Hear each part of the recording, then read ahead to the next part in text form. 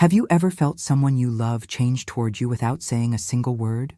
Have you noticed when their eyes start avoiding yours, when hugs become rare, when a conversation that once flowed easily suddenly feels heavy, as if there were sand between the sentences? That's how everything began for me. No shouting, no drama, no doors slamming. The wound slipped into the house in silence, as if it had been waiting for the perfect moment to show how much it could hurt. And it hurts even more when it comes from someone you raised with your own sweat, with sleepless nights, with sacrifices no one ever knew about, not even him. If you've ever lived something like this, if you've felt that bitter sting coming from someone you brought into this world, then this story speaks directly to your soul, because it isn't just mine. It belongs to many people, scattered across the world, facing the same storm with no one noticing. And before I go on, tell me in the comments where you're listening from. Write your city, your state, your country, because this pain doesn't have borders. It crosses oceans, crosses generations, crosses cultures. What happened to me happens to mothers in the United States, in Angola, in Portugal, in Jamaica, in Canada, in Nigeria, in small-town neighborhoods and major cities, everywhere. Wherever there is a woman who gave everything she had, there's also the possibility that she was wounded in the very place she trusted most. So write it in the comments. I want to know where the voice that walks with me is coming from. This story isn't just mine. It's yours too, even if the details are different. I remember clearly the day I realized something inside my son had changed. There was no warning, no storm building up. He walked through the door like he always did, but it felt like he was carrying an entire world inside him. A world that no longer had space for me. His eyes moved too quickly, like someone trying to avoid a moment they aren't ready to face. The hug that once wrapped around me felt dry, almost mechanical, and the words, those small bridges that connect a mother and her child, began turning into sand slipping through my fingers. Have you ever watched someone drift away from you while still walking right beside you? That's exactly how it feels. A distance you can't see with your eyes, but feel deep in your chest. It's not easy to admit this. It's not simple to recognize that a child can wound you, not because they necessarily want to destroy you, but because they grow, get confused, lose themselves, absorb influences you can't control, live through pains they don't share with you, and for reasons only the heart understands, begin taking it out on the one who's always been there. Sometimes it's pride, sometimes it's shame, sometimes it's immaturity. Sometimes it's just plain ingratitude. Every mother gives her own name to it. But the truth is the same. When a child hurts you, your soul cracks in a place no one can see. And it cracks so deeply that you hide it. Not to worry anyone, not to look weak, not to admit that the person you love most is capable of pressing right on your most tender spot. And it was in that silence that I recognized the wound. It didn't come like a cut. It came like an absence, as if his presence had changed its color, as if something had dimmed in the way he looked at me. A mother always senses it, always. We might pretend we don't. We might say it's just a phase. We might say he's tired, stressed, busy. But a mother's heart has a sensitivity the world constantly underestimates. When a child changes, something inside us changes too. And I was no different. I remember the first conversation that made me pause and realize something was wrong. Too short, too cold, half answers, as if he couldn't wait for it to be over. There was no argument, no clear reason, but there was a very real distance, a feeling that I had been pushed to the edges of his life. And it hurts to realize that you, who once were the emotional center of that child, have now become a background character. It hurts because no one prepares a mother for this. We learn how to breastfeed, how to change diapers, how to break a fever, how to help with homework. But no one teaches us how to handle a child who grows up, and instead of appreciating the foundation we gave them, chooses to throw a weight on us we never deserved to carry. And I know there are many women listening right now who understand exactly what I'm saying. Maybe you're living this at this exact moment. Maybe your child is in your home treating you like you're invisible. Maybe you feel they only come to you when they need money or help or emotional support, but never to ask if you're okay. Maybe you're standing in the middle of this storm, trying to figure out where the connection slipped away. Just know, you are not alone.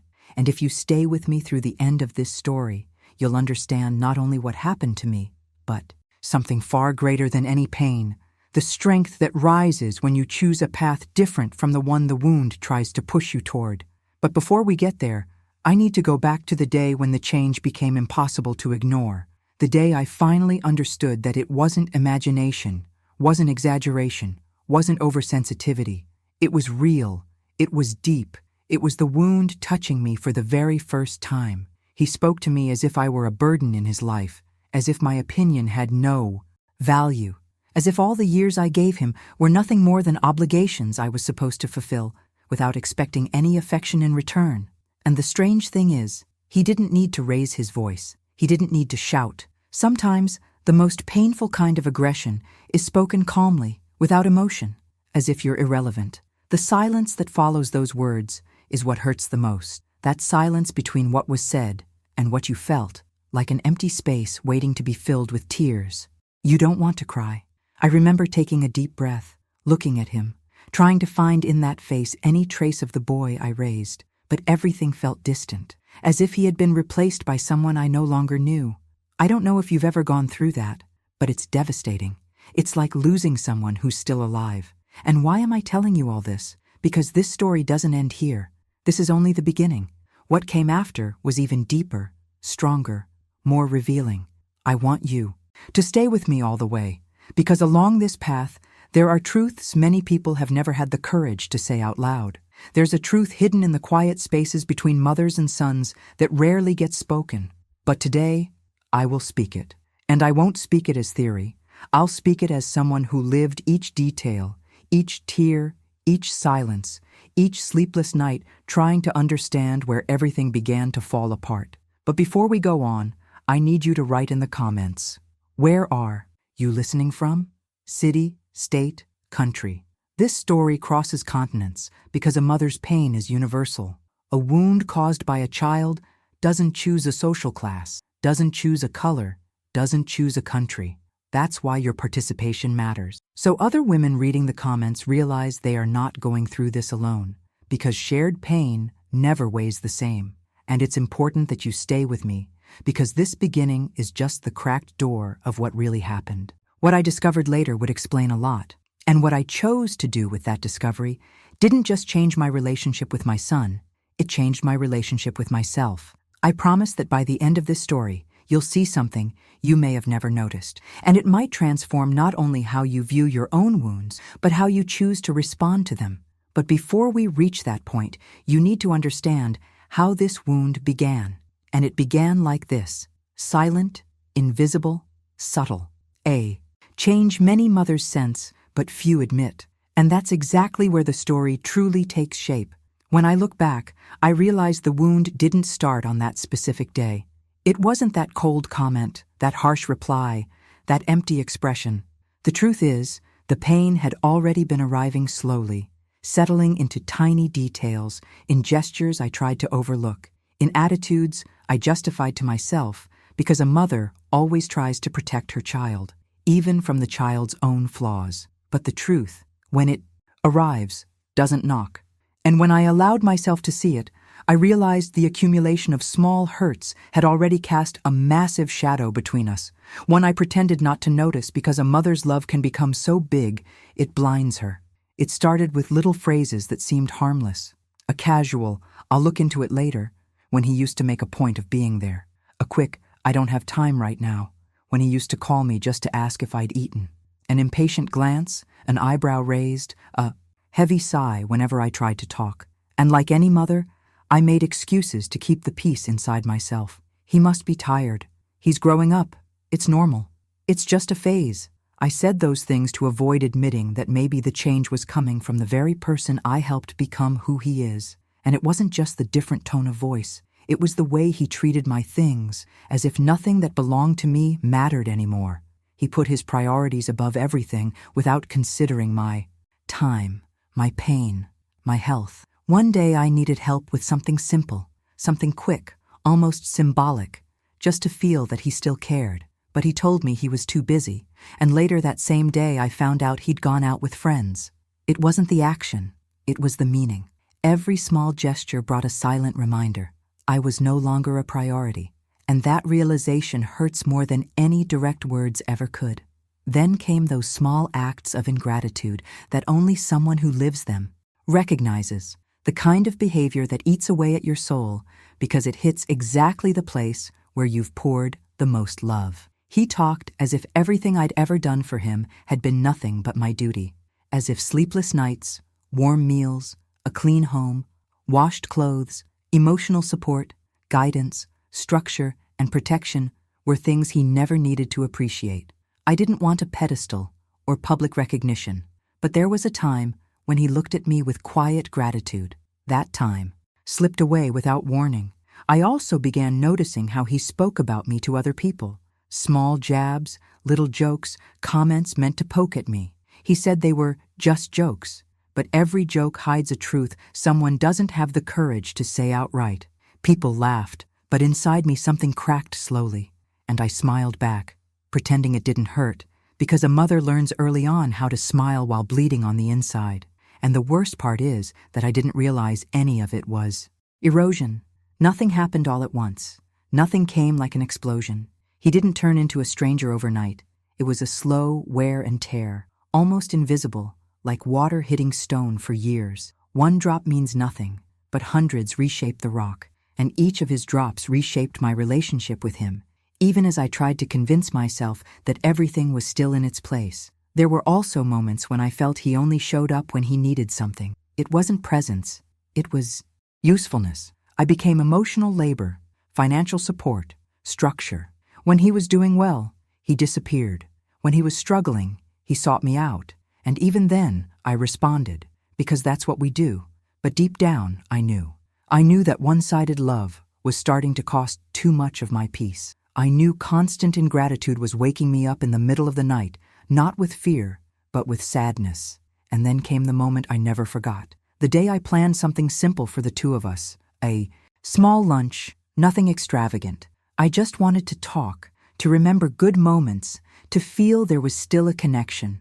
But at the last minute, he canceled. No apology, no explanation, just canceled. And the silence afterward said everything. I sat at the table, staring at the plate, and felt a stab that doesn't come from the body. It's the kind of pain only someone who's been pushed aside by someone they love understands.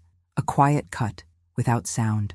The saddest part is that I never told anyone about most of these hurts. Because when a mother says she's been wounded by her own child, there's always someone ready to tell her she's exaggerating, being dramatic, or that it's just a phase. But those who live it know it's not exaggeration.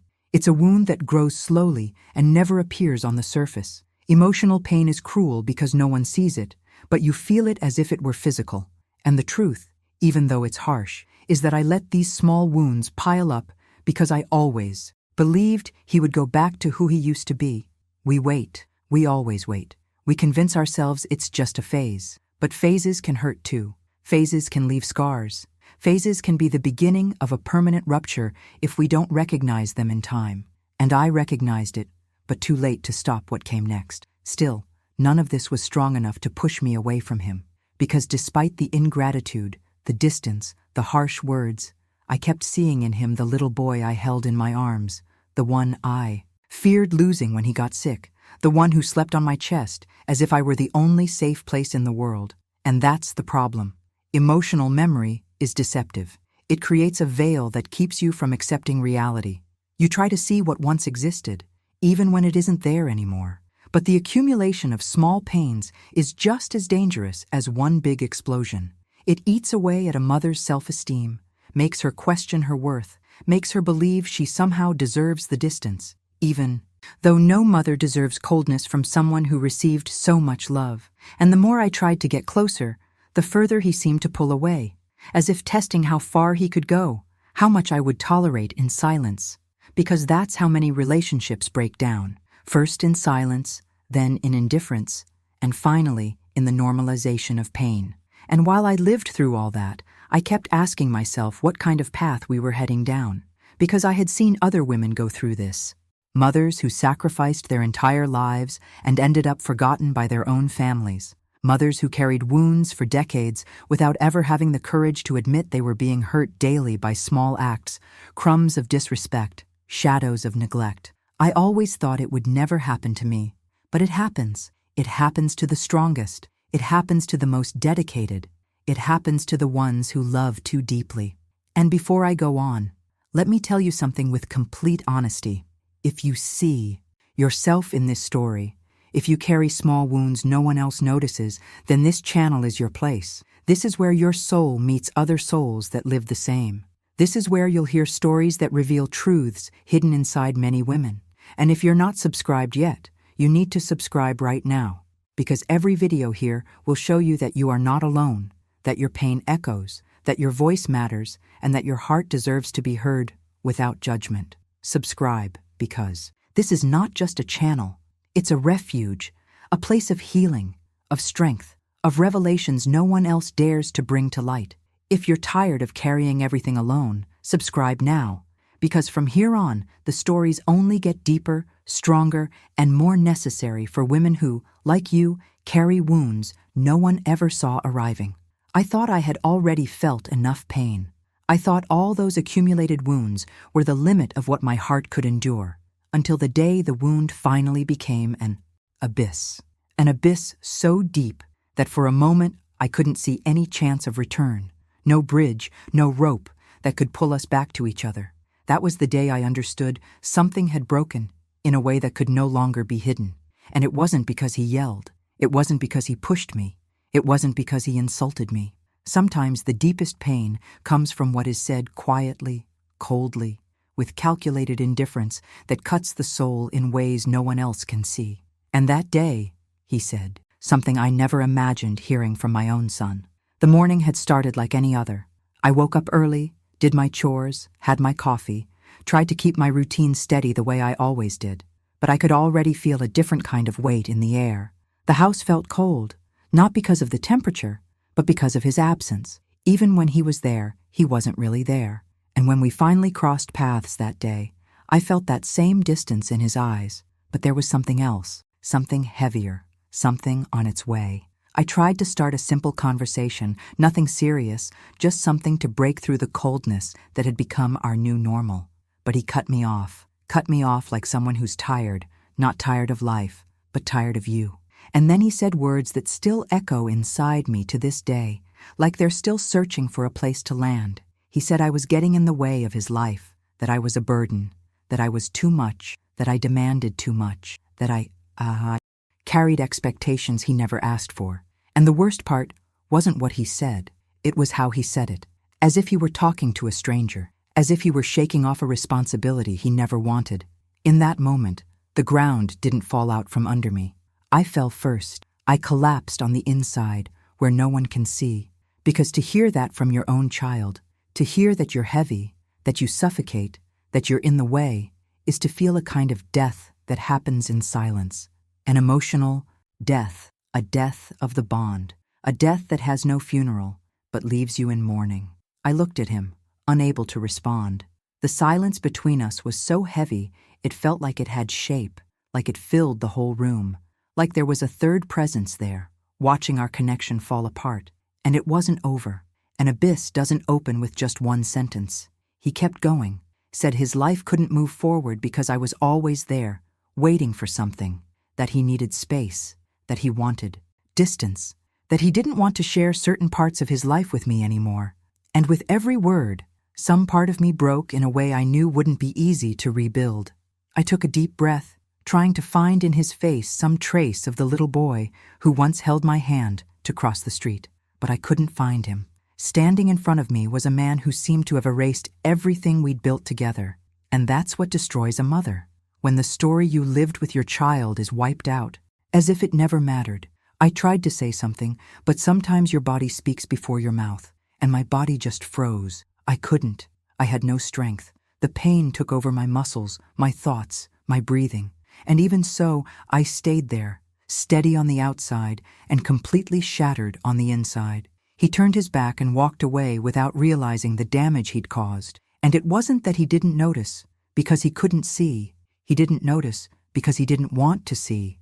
That's how indifference works. It blinds the one who uses it and suffocates the one who receives it. I sat there for a long time, trying to process it. My mind kept searching for explanations, excuses, anything that might soften the blow, but nothing made sense. It felt like I had been kicked out of his life without warning, without a chance to defend myself, without even understanding what crime I had supposedly committed. And maybe that's what hurts the most, knowing you gave your whole life to someone who, in a cold moment, tosses everything aside as if it meant nothing. And at this point, I want everyone listening to write in the comments, "I know what this abyss feels like," because so many women have been through this. So many mothers have heard phrases loaded with emotional poison. So many have been wounded by children who don't recognize the love, the sacrifice, the effort, the price paid to raise them. That sentence will help other women see they're not the only ones living this kind of pain. So write it. I know what this abyss feels like. And when I finally managed to stand up, everything felt different. The house seemed bigger, emptier. The silence hurt like it had its own weight. And the memories, those little treasures we store from our children's childhood, started playing in my mind like a movie that hurts to watch. I remembered the first time he fell, and I ran to pick him up. I remembered the first drawing he brought home from school, with my crooked eyes and big smile. I remembered the nights I sat by his bed when the fever wouldn't break. I remembered every birthday, every small victory, every little hug that healed even the pain I carried from my own life. And while those memories warmed my heart, they tore it open at the same time because they showed exactly how big the abyss between us had become. But the day didn't end there, because an abyss has depth, and it still had further to go. Later that afternoon came the second blow. He walked up to me to grab something and, without looking me in the eyes, said he needed to get away. He wasn't just talking about feelings. He meant physical distance. He wanted to move out. He wanted to cut ties. He said he needed to live his own life without feeling like he was carrying anyone. And again, he said it in a way you don't forget, like someone announcing a permanent move without considering the emotional impact on the person being left behind. And I know it's normal for children to grow up and leave, but that's not what I'm talking about. This wasn't about independence. It was about rejection. It was about looking a mother in the eye and telling her she's heavy, that she's in the way, that she suffocates. It's when leaving isn't growth. It's escape. When distance isn't maturity, it's punishment. That wasn't natural. It was a cut, a deliberate one. And when he walked out the door that day, I felt like half the life of that house went with him. Not because he took things, but because he took something that never should have been torn away. Respect. Because when a child loses respect for their mother, it doesn't matter how old they are, what the excuse is, or what the situation might be. The wound becomes an abyss. But I stayed there, breathing between one wave of pain and the next, trying to understand when I went from being his mother to being a problem. And that kind of reflection is dangerous because it messes with your self-esteem, your identity, with everything a woman spent years building. In that moment, I realized it wasn't just the pain of losing the relationship. It was the pain of losing myself inside that relationship. And that kind of pain is heavy, loud, capable of tearing down entire layers of a woman from the inside out. And even so, I stayed standing. Because mothers do that. We stay standing even when our hearts collapse. And now I want to ask something of you who are listening. Write in the comments, this story is mine too, if you've ever gone through something that made you feel small inside your own home. That helps other women understand that this abyss has many victims, that this pain is shared, that there is strength in recognizing it. That sentence connects, strengthens, and shows that you're not hearing this story by accident. I still remember perfectly the sound of the door closing that day. It was an ordinary sound, simple, everyday. But inside of me, it meant something much bigger. It meant that what used to be small wounds had now turned into a deep cut, a rupture, a line separating who I had been to him and who he had decided to be without me. And I knew that from that moment on, nothing would be the same. But I also knew that the story wasn't ending that day. I needed to understand how that wound had started, why it had grown, and most of all, what I was going to do with it. It was only the beginning of what would come next, and I knew there was more ahead, because once an abyss opens, it invites you to stare into it. But the story doesn't stop here, and you won't want to miss what comes after, because it's right after that abyss that the truth starts to surface, and that truth shakes anyone who's ever lived through an emotional wound inside their own family. And if you're not subscribed to this channel yet, you need to subscribe now, because this journey is not just a story. It's a mirror for your heart, a voice that says what you feel, a place where your pain finds answers. Subscribe, because from here on, what I'm going to share has the power to change the way you understand your own family story, and you don't want to be left out of that. When the door closed that day, I stayed there for a long time, standing still, like my body had forgotten how to move. It's strange how silence can scream louder than any argument. It fills the entire house, sinks into every corner, invades every thought without asking permission. And in the days that followed, it was that silence that chased me, poked at me, made me replay every word he said, every cold gesture, every look that now made sense. It was as if my mind had opened a drawer full of things I'd been trying to hide from myself. I relived everything over and over, like watching a movie I didn't want to see, but couldn't turn off. In the mornings, I woke up with that tightness in my chest, like I couldn't breathe. And even then, I went on with my routine, trying to pretend everything was under control. Throughout the day, every object in the house seemed to carry a piece of our story. An old photo, a mug, a forgotten piece of clothing. Each item reminded me that there was once a time when he valued me, a time when we were allies instead of strangers. But now each memory was also a small knife twisting inside me, leaving me torn between sadness and anger. And that anger came in waves. Silent waves, but devastating ones. There were moments when I caught myself thinking he needed to learn a lesson. That he needed to feel what it's like to be treated with coldness, to be ignored, to be pushed aside. Thoughts I never imagined I could have about my own son. But that rose naturally because a mother also gets tired. A mother also bleeds. A mother also reaches her limit. And when the pain crosses that limit, the urge to strike back feels, for a few seconds, like the only way to emotionally survive. But along with that urge came another voice. A firm, ancient, profound voice that rose from a place I can't explain. A voice that whispered quiet into the chaos, reminding me that reacting with the same emotional violence heals nothing. A voice that said, breathe, watch, hold back, don't become what wounded you. It's the voice every woman carries once she reaches a certain level of maturity. The voice of someone who has been hurt 1,000 times and learned that responding in equal measure may bring momentary relief, but it comes with a price far too high. And there I was, caught between two forces inside me, as if I were standing in the middle of a bridge that shook with every thought. There was one day in particular that I remember vividly. I was washing dishes when suddenly the anger rose, strong, hot, almost impulsive. I thought I could just cut everything off. I could let him feel his own echo, let him taste the same abandonment he gave me. I could make him understand that no mother deserves to be treated like an afterthought. I had sharp words stored inside me, words that could cut deep if I wanted, and for a few seconds I wanted to use them. I wanted him to feel it. I wanted him to realize it. I wanted him to regret it. But then, the other voice pulled me back, the voice of dignity, wisdom, faith, the calm that time brings. A calm that doesn't mean weakness, but self-control. A calm that comes from someone who understands that when you answer with poison, you swallow some of it too. And I realized then that my real confrontation wasn't with my son. It was with myself, with my desire to punish and my desire to heal, with my instinct to react and my need to remain whole. And that internal battle is the worst kind, because no one sees it. Only you feel it, and it lasts for days, weeks, even months. Every thought becomes a battlefield. Every memory becomes a provocation.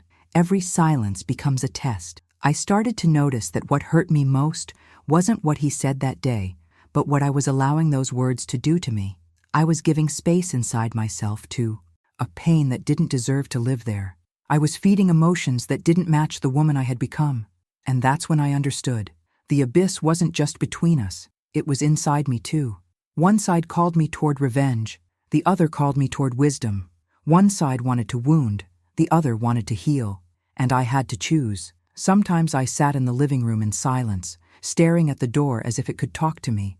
And in those moments, bitter thoughts came, painful memories surfaced, deep reflections rose. I wondered how I'd gotten to that point, not as a desperate question, but as a woman revisiting her own story to understand where she may have lost herself. And that dive into myself revealed something I had never admitted. I had been strong for too long, strong enough to allow things I never should have accepted, strong enough to justify behaviors that were slowly destroying me. And strength, when it has no limit, becomes silent self-destruction. That's when I began to realize that the real fight wasn't to win back his love. It was to win back my own worth. And that kind of fight isn't won with shouting or arguments or emotional revenge. It's won by looking inward, facing your own shadows, confronting your fears, and understanding that not everyone you love will love you back with the same intensity. And accepting that hurts, but it frees you. And during those days of silence and reflection, I found myself repeating a sentence in my mind that I'd like you to write in the comments as well. I won't lose myself because of anyone. Write it. That sentence has power. It has truth. It has healing. Because when you write it, you claim it. And when you claim it, you begin to free yourself. And that freedom is the first step in rebuilding anything inside you. But that journey was far from over. I knew something had to change, that something inside me was rearranging itself. I knew that the choice I would make, whether to strike back or not, would define the coming chapters of my life, and maybe even his. But I also knew that there was still so much left to unfold, so much truth to be revealed, so much pain left to surface before any decision could truly be made. And that's why, before moving on, I need to remind you of something essential.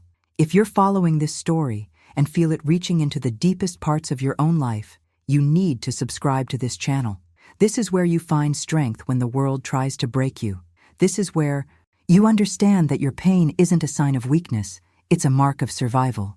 Subscribe now, because what comes after this part is even stronger, even more revealing, even more transformative. And you can't risk missing any chapter of this journey that also belongs to you.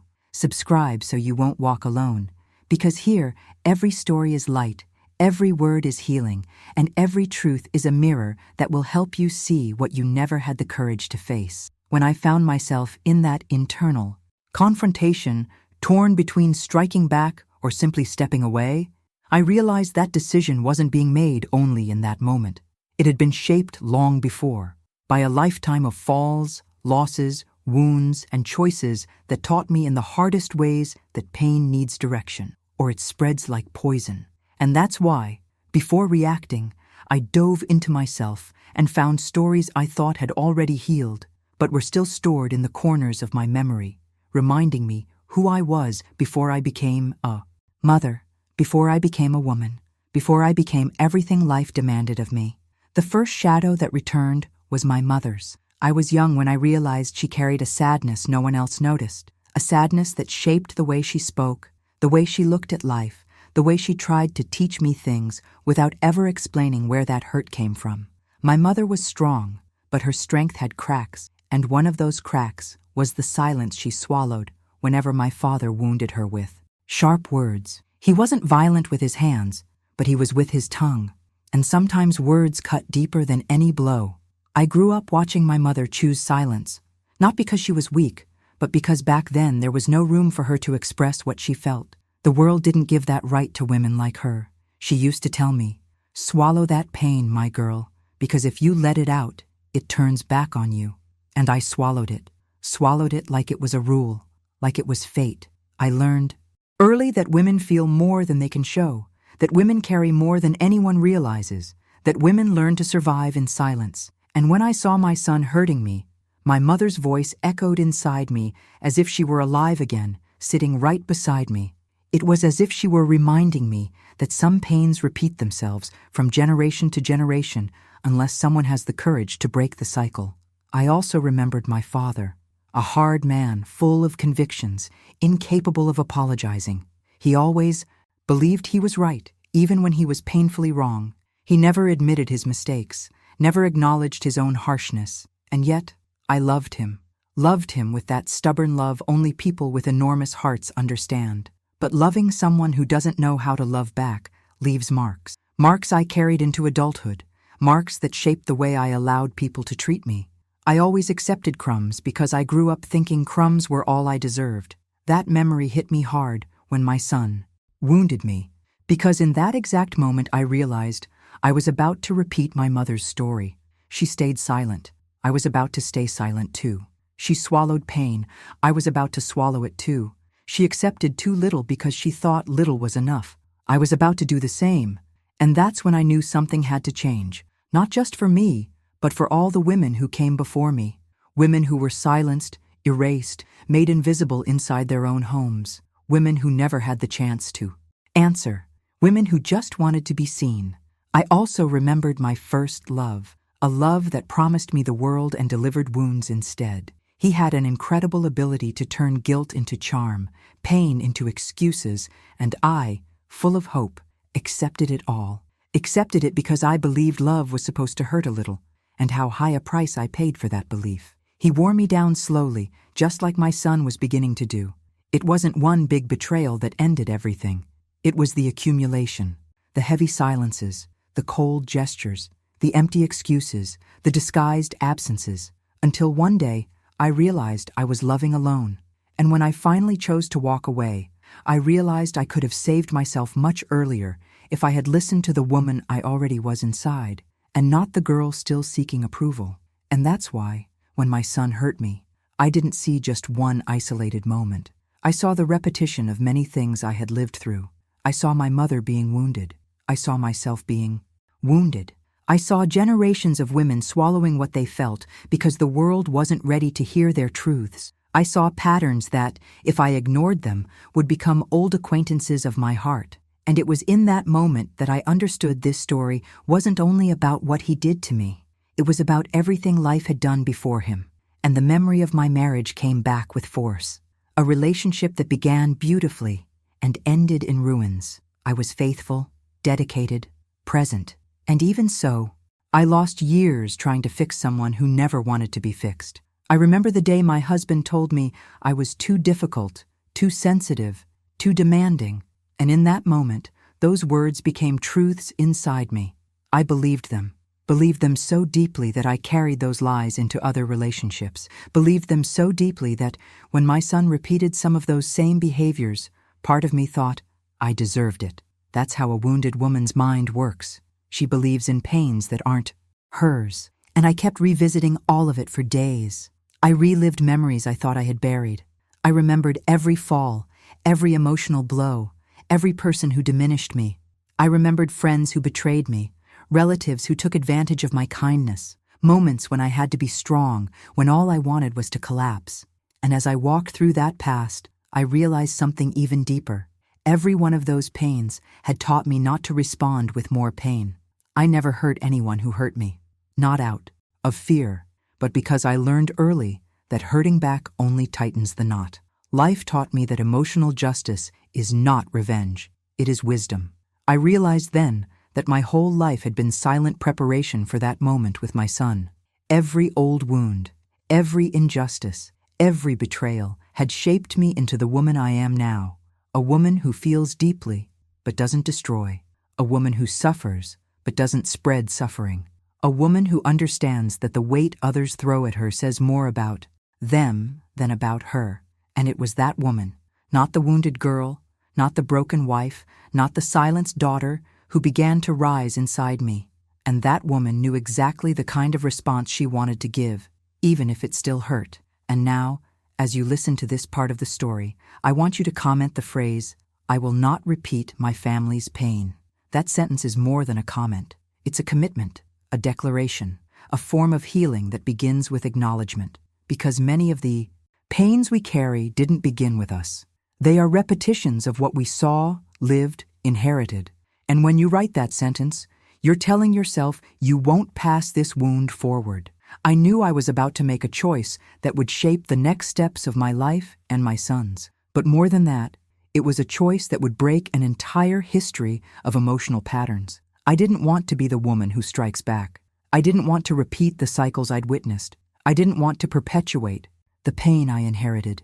And as I walked through the house remembering my mother, my father, my husband, and my own journey, I realized the response I was about to give wasn't about fear or weakness or submission.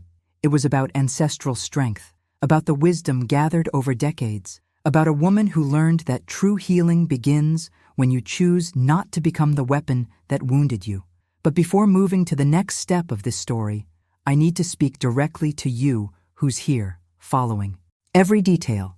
If this narrative is touching your heart, if you're recognizing the weight of inherited pain, if you feel like this story is speaking about your life too, you need to subscribe to this channel. This isn't exaggeration.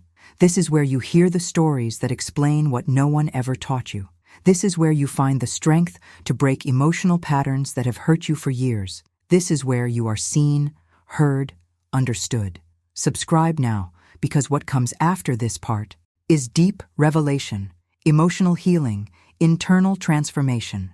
And you cannot allow your life to keep repeating old cycles when there is a place made exactly to help you see who you truly are. Subscribe, because your story deserves to be cared for with truth. When all those memories from my past began to mix with the recent pain, I realized life had placed me in the same position it placed so many women before me.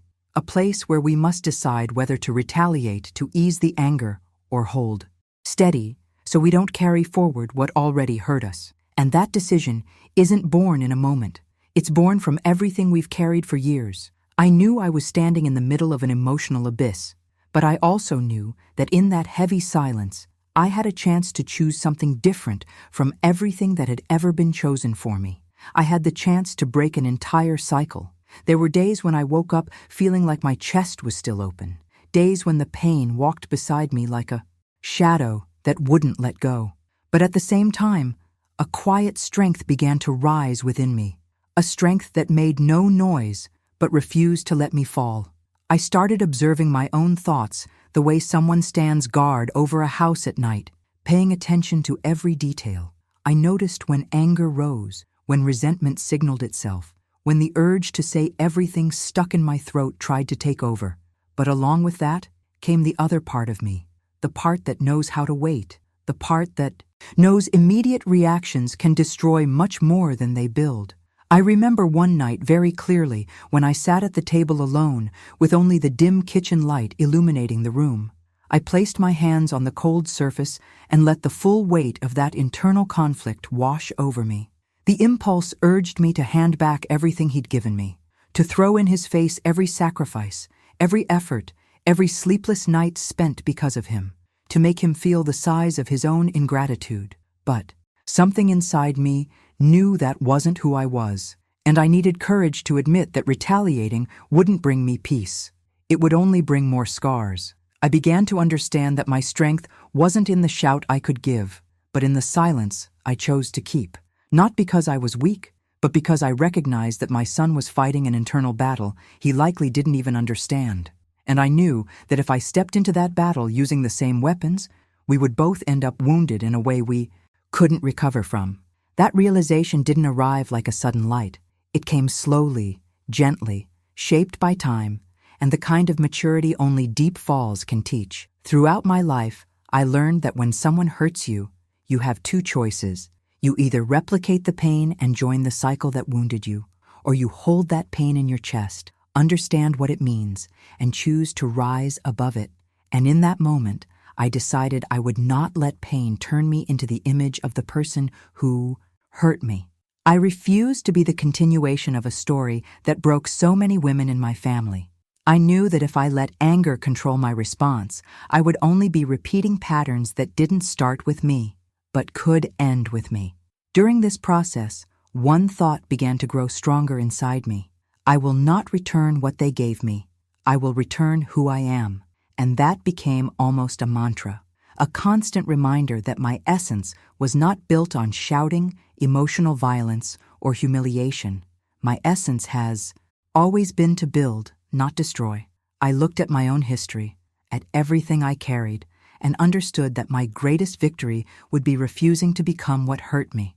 And that's why I want you to comment the phrase, "I choose not to repeat the pain." Write it. That sentence isn't simple. It's a commitment. It marks a woman who recognizes her own strength, who understands she doesn't need to hurt anyone to prove anything, who knows her maturity weighs more than any impulse. Writing that phrase is a way of sealing what you already know in your heart. You deserve peace. You deserve lightness. You deserve love that doesn't hurt. The decision not to retaliate didn't come from fear. It didn't come from weakness. It came from my deep desire to protect what took me years to build inside myself. I knew that if I retaliated, if I chose the path of the immediate response, I might soothe a passing anger, but I would carry the weight of that choice afterward. And that weight I was not willing to carry. My past had already weighed enough. I didn't need one more burden. As the days passed, I found myself calmer, steadier, more aware, not because the pain had disappeared, but because I was taking back ownership of my emotional power. Instead of letting what my son did define who I was, I chose to see my decision as an act of courage, and it was that quiet courage that began to guide my steps. I understood he needed to face his own shadows and that, as painful as it was to watch from a distance, I couldn't save him from that battle.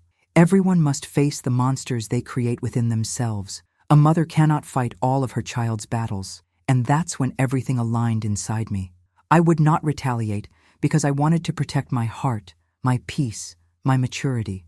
I would not retaliate because he needed to learn who he was, not through confrontation, but through awareness. I would not retaliate because, over a lifetime, I learned that some answers don't need to be spoken, they need to be lived.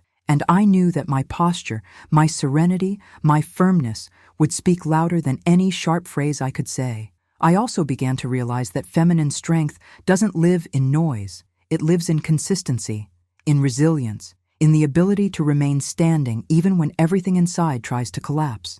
And in that moment, I discovered that my refusal to hurt him back was also an act of love, not the blind love that accepts everything, but the mature love that knows how to set limits, how to protect itself, how to choose what is worth carrying. And that gave me a peace I hadn't felt in a long time. But that decision wasn't the end of anything. On the contrary, it was the beginning of everything that would come next. It was the key that opened doors I hadn't imagined. It was the seed of something much bigger than I could yet understand.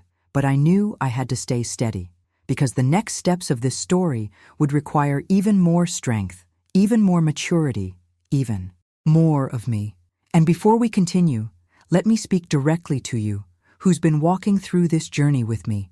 If this part of the story is stirring something inside you, if you're revisiting old wounds, recognizing patterns, seeing in yourself this quiet strength so many women carry, then you need to subscribe to this channel right now. This is not just a video. This is a path of healing.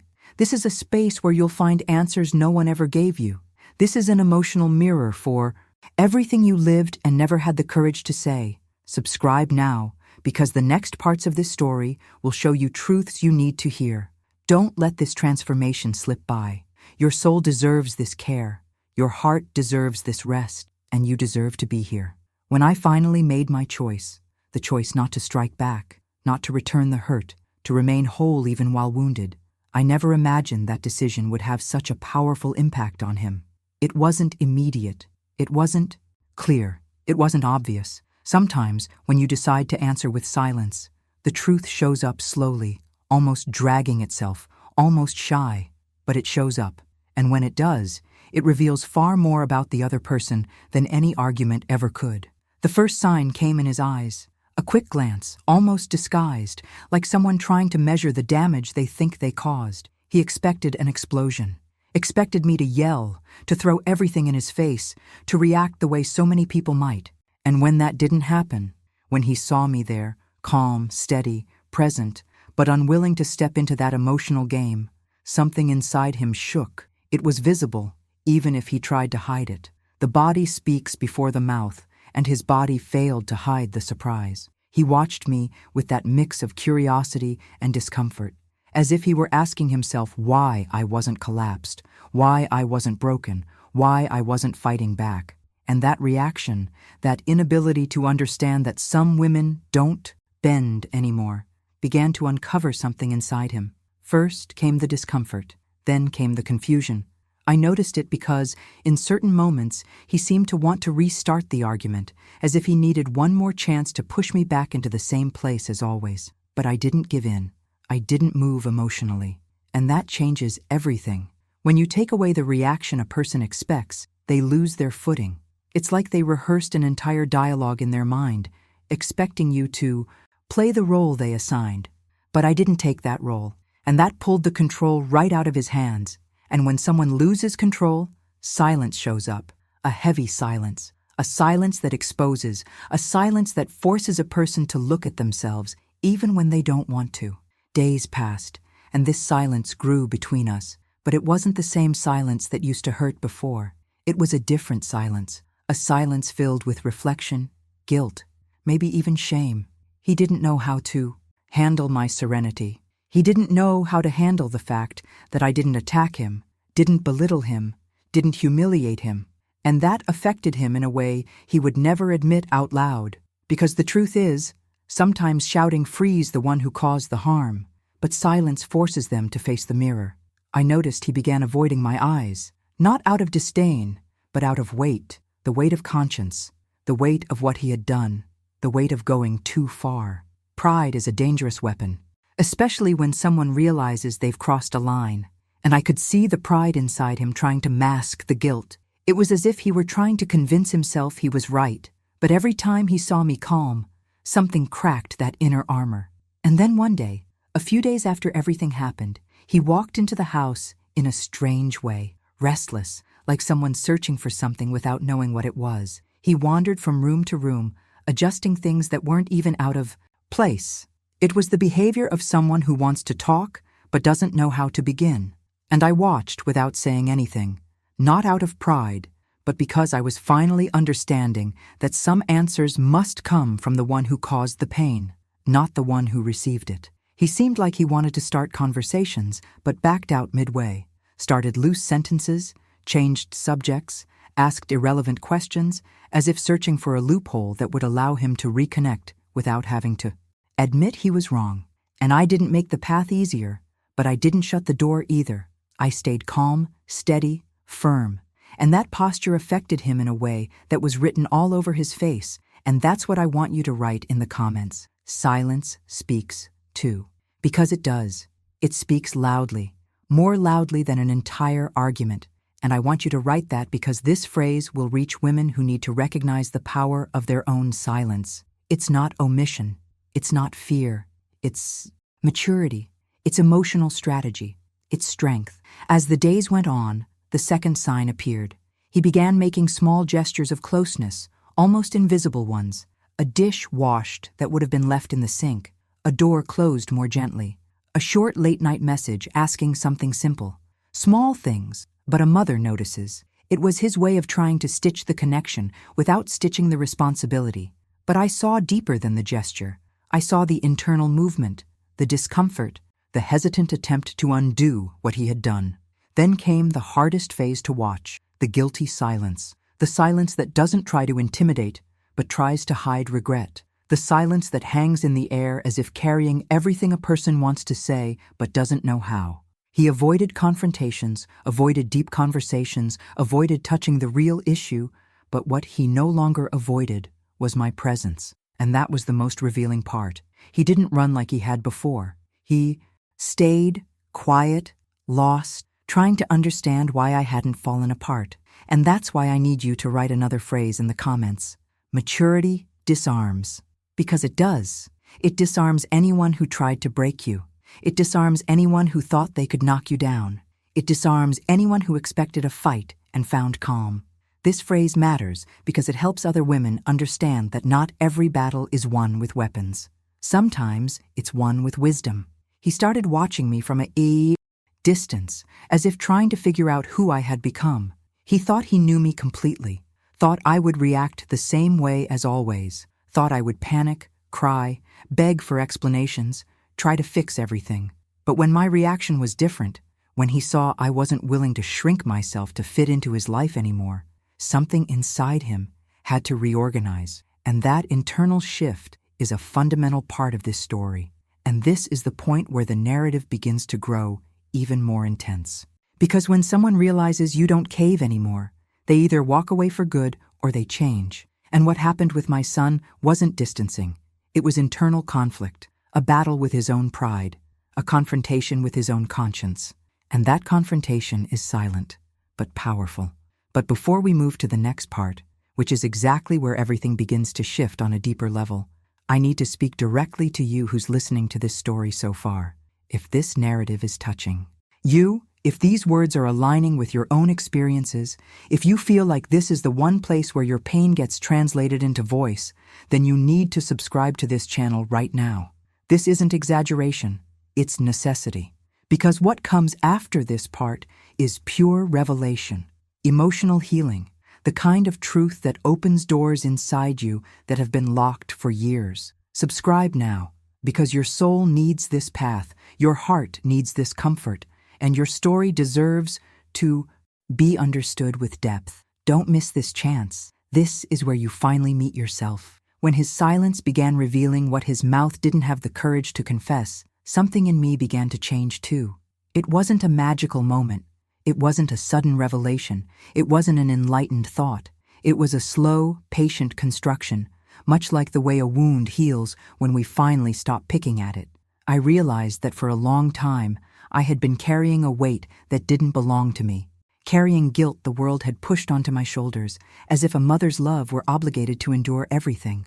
But in that moment, looking inward, I understood that love isn't accepting disrespect. It never was. Love is recognizing your own worth, even when someone tries to diminish it. Love is understanding that as much as you want to protect who you love, you cannot offer your chest as a permanent target. I learned that steady love doesn't wound. Steady love sets boundaries. Steady love doesn't shout. Steady love holds things together. And it was when I embraced that steady love within myself that the healing began. Not a loud healing filled with promises or rehearsed phrases. It was a quiet healing, like a breeze that comes through the window. You don't see it, but you feel it in the air.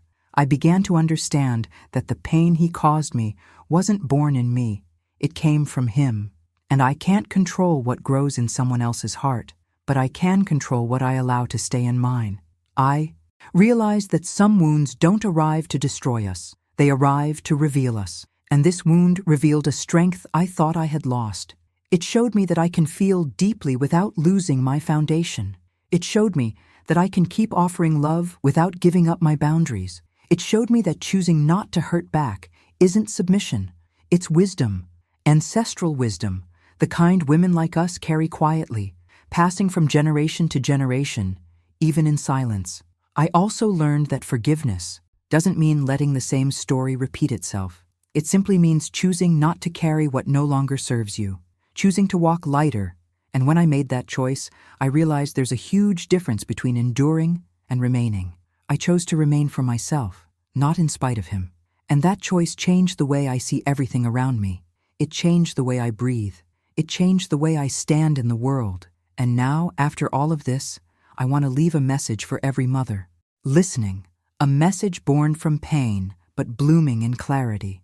Not every child recognizes the love they received. That doesn't mean you loved wrong. It simply means each person sees the world through their own emotional maturity. Don't carry as guilt what is someone else's limitation. Not every mother needs to sacrifice herself to the point of disappearing. Not every mother needs to dim her own light to be accepted. And sometimes, the most powerful choice isn't insisting, it's setting boundaries. Sometimes the truest form of love isn't what you give, but what you refuse to lose. Your peace, your dignity, your essence. If you're listening to this and feel that this story speaks to the deepest parts of your soul, I want you to comment the phrase, "I choose my peace." This phrase, simple and firm, carries immense weight. It declares to the world and to yourself that no matter what happened or who hurt you, you deserve to breathe lightly. You deserve to look in the mirror and recognize your strength. You deserve to exist whole. And now that this story has reached its end, I want you to stay with me, because the video that's appearing on your screen right now is another chapter in the universe of the Matriarch's secrets. It's not about this subject. It's not a continuation of this narrative, but it holds a truth just as deep. It's another story that will touch your spirit, spark reflections you need to hear, and strengthen even more the woman you're becoming. Click without fear. There are things you cannot afford to miss, especially when your soul is asking for answers. The next video is ready to give you exactly that.